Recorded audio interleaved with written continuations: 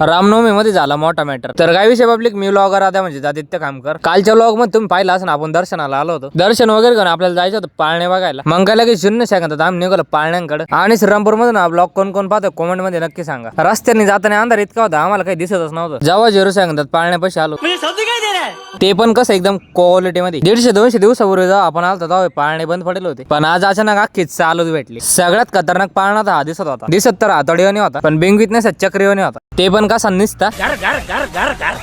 आणि तुमच्या गावात रामनवमी भरती का नाही आणि गाव कोणतं कमेंट मध्ये नक्की सांगा. सगळ्यात खतरनाक पाळणा बघून आलो आम्ही डायरेक्ट सगळ्यात मोठा पाळणा पाहिला. तो सध्या पुरता त्यांनी स्विच ऑफ करून ठेवला होता. त्याला मागं सोडून मी जत्रात भटकत होतो. इथं जरा जास्तच गर्दी दिसली. मला वाटलं काही मॅटर झाला काय ना. मॅटर तर नव्हता काही, पण मोगाच्या पाळण्याचा जोडा भाऊ भेटला भाऊ. तो बी चांगलाच मोठा होता, पण तो स्विच ऑफ नव्हता, चालू होता. जत्रामध्ये गर्दी पण इतकी भयानक होती ना, या पोराला बी मला सांभाळावं लागू राहिलं. एकतर त्याच्या घरच्यांनी माझ्या जबाबदारीवर पाठवलं त्याला, पण इथं माझाच भरोसा नाही, मला उचलून घेऊन जायला बसलं कोणी. आता आपण पुढच्या ब्लॉग मध्ये पाळण्यात बसणार आहेत. लाईक आणि फॉलो करून ठेवा.